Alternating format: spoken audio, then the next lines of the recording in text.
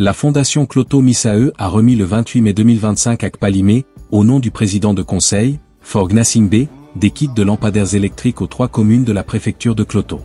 C'est lors d'une cérémonie à la mairie de Cloto 1. Parmi ces kits, 50 seront destinés à la commune de Cloto 1, avec une partie spécifiquement orientée vers le marché de Château, ainsi que pour l'éclairage de l'entrée de la ville de Kpalimé. Les autres lampadaires seront répartis pour éclairer certains villages de cette commune. Le reste sera réparti entre les communes de Cloto 2 et de Cloto 3, permettant d'améliorer l'éclairage de leurs différentes localités. Lors de cette activité, le président de la fondation, Émile Atigakou, a appelé les responsables des communes à collaborer pour une installation rapide de ces équipements. Nous, au niveau de la fondation, notre credo, c'est que le Togo nous a donné, la préfecture de Cloto nous a donné. Il faut que nous retournions le minimum à cette préfecture, à ce pays, à travers nos idées, à travers nos actions. Et les 90 lampadaires électriques qui ont été donnés aujourd'hui aux 3 communes de la préfecture de Cloto, c'est essentiellement pour appuyer les communes dans leurs activités d'appui aux populations, notamment au niveau de l'éclairage et la réduction de la sécurité dans les quartiers de la ville de Kpalimé. Et un autre aspect, vous connaissez Kpalimé, Cloto, sous l'angle touristique. Donc pour nous, éclairer certains coins, c'est aussi contribuer au développement du tourisme de la ville, de la préfecture. Donc à travers la cérémonie d'aujourd'hui, la Fondation Cloto Misae a une fois encore confirmé à la population de Cloto, aux 3 communes, que nous sommes là. Nous serons toujours là, à leur côté, quand il faut, pour parler du développement de la préfecture. Au cours de cette remise, le préfet de Cloto, Bertin Hassan, a exprimé sa gratitude au président du conseil pour sa vision du développement de Cloto et pour l'ensemble des actions menées dans la préfecture. Il s'est particulièrement réjoui des projets réalisés, sous la coordination préfectorale du ministre professeur Komla Dodi Kokoroko, président d'honneur de la fondation. Au nom des populations de Cloto, il a promis une installation diligente des lampadaires.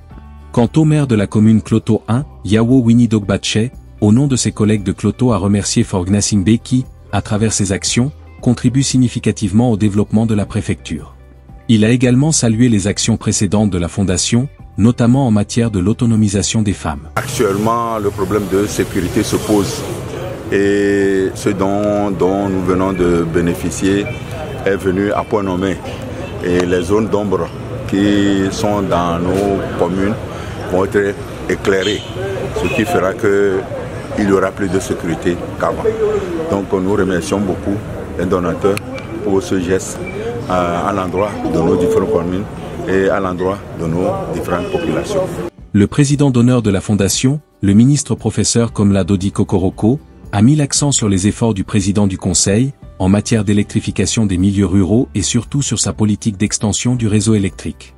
Il a exhorté les maires des 3 communes, le préfet et les chefs de communauté à devenir de véritables acteurs de développement. La fondation vit de dons, de l'aide et de cotisations. Et il a su mettre en relief ce que j'essaie d'apporter, mais j'essaie d'être efficace parce que j'ai la confiance aussi du président du conseil qui n'hésite pas à son tour à voler au secours de cette fondation pour qu'elle soit davantage utile et efficiente. Et donc, je suis venu au nom du gouvernement qui gère certes les affaires courantes et au nom également du président du conseil, témoigner donc de notre disponibilité, de notre solidarité à l'endroit des filles et fils de la préfecture de Cloto.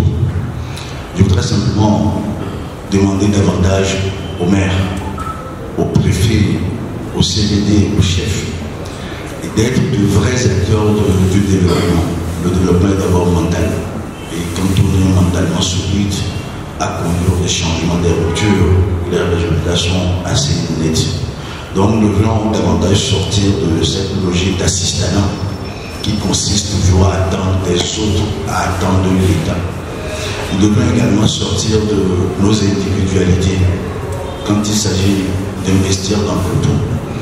Ce n'est pas forcément pour donner individuellement de l'argent aux uns et aux autres, mais c'est d'investir dans des ouvrages collectifs qui permettront à nos populations et à nos enfants de divers horizons d'être demain de vrais acteurs au service de la République togolaise.